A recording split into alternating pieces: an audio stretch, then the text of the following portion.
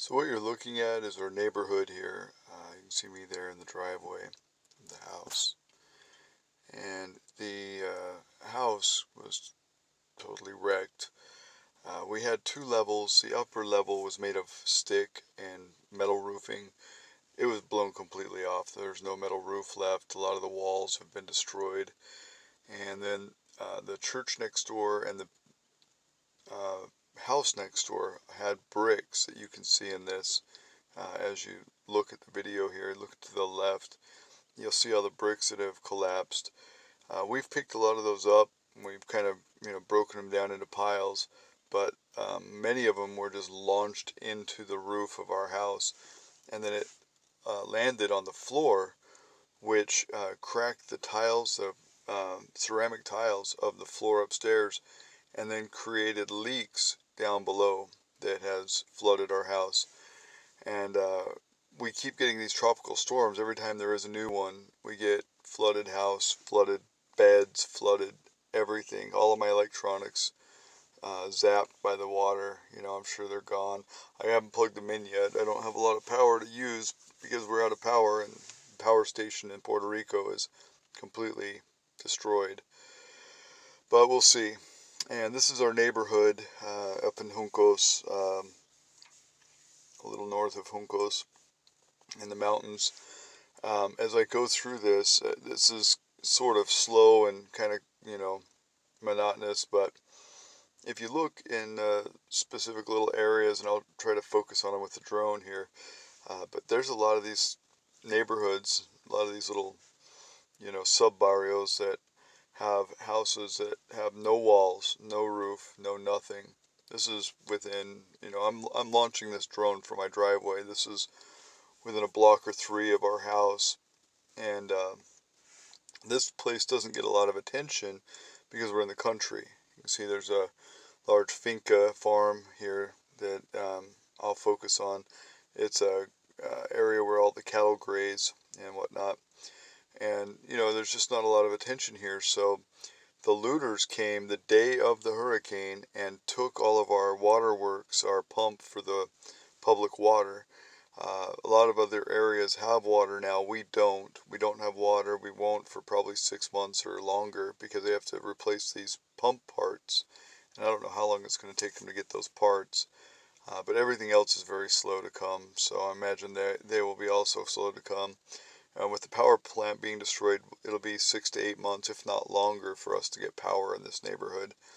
So a lot of these elderly people who have grown up here, that are in their 70s, 80s now, are really struggling. And we have neighbors that we try to help, and we have a really cute landlord that lives close that she'll cook us rice and beans, and then we'll go over with our orange juice. We had like a 24 pack of orange juice.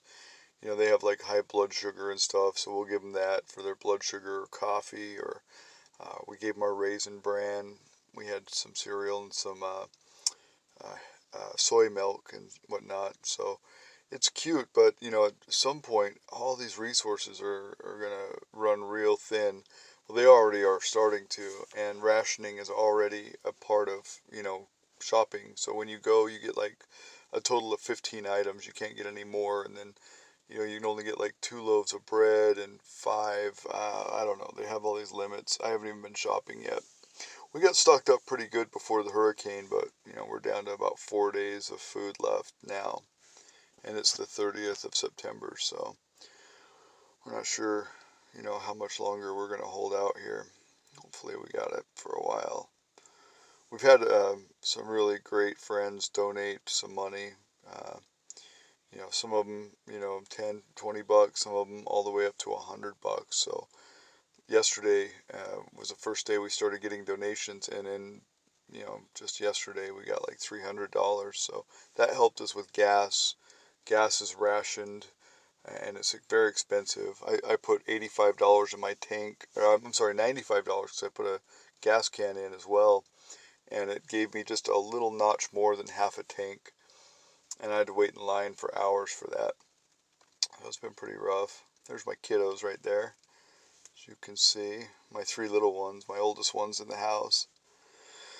really worried about them. I mean, if I could get them out of here, I'd stay and try to help, but I just need to get them safe. So that's what we're working on.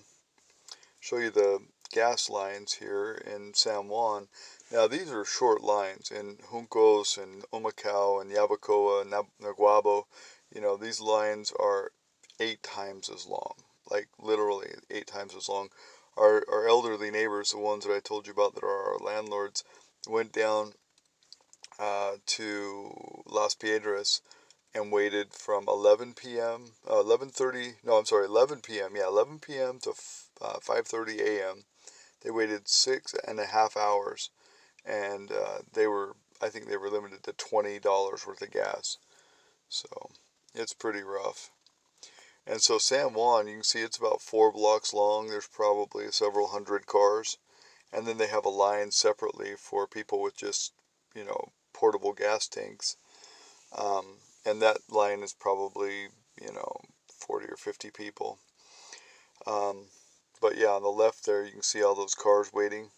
And some of the cars also on the other side are waiting for fuel. And that's just one gas station. These gas stations all have hundreds of cars waiting. Blocks and blocks and blocks of vehicles just waiting. And then the police are actually distributing the fuel. Yeah, I put this little title here about how long the lines are in Naguabo, Juncos, Las Piedras, Humacao.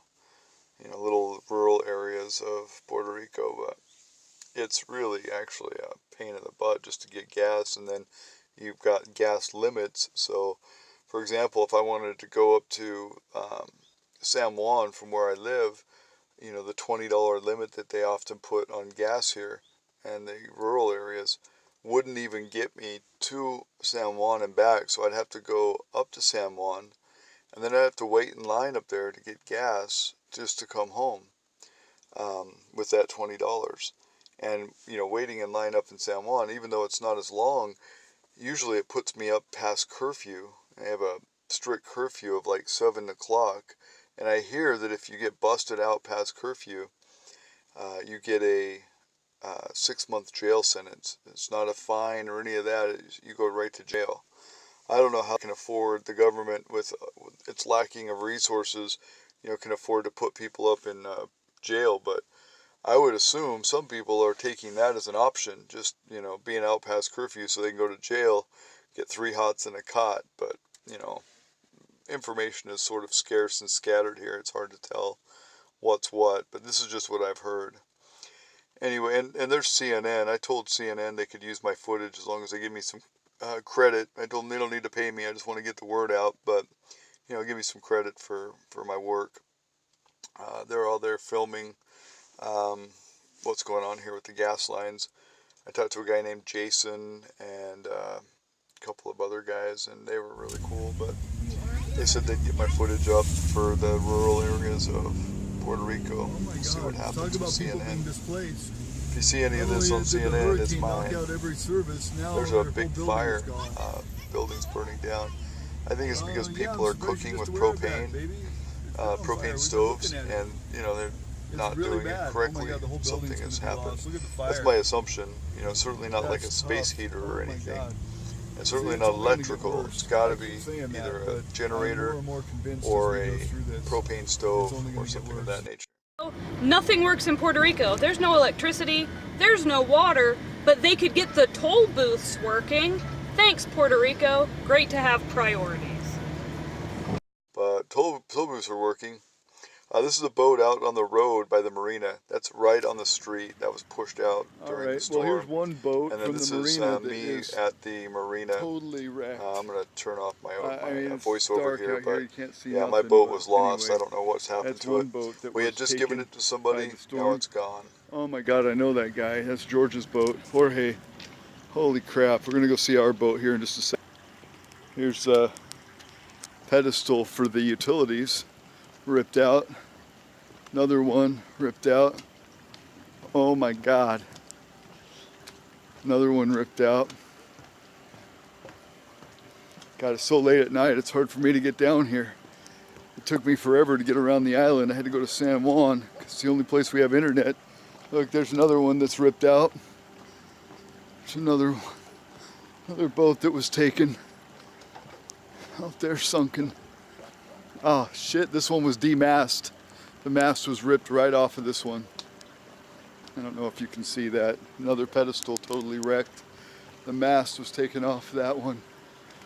Oh my God, yeah, it's just mangled and the people haven't been back. There's another one. Another pedestal. Oh my God. That total devastation. We'll go see what happened with the Carolina. Oh, my baby, I hope you're okay. Oh, jeez. I can't even believe this. Okay, so my other friend, George, his boat is okay, good. Oh, Jesus. Another pedestal. All the pedestals were ripped off. There's nothing left of the pedestals. Holy crap, George's boat did really good. I imagine that our boat did not fare so well. I have a feeling. We'll see what happened. But I have a feeling. Holy crap, if she made it, I'll be so surprised. I'll be so goddamn glad.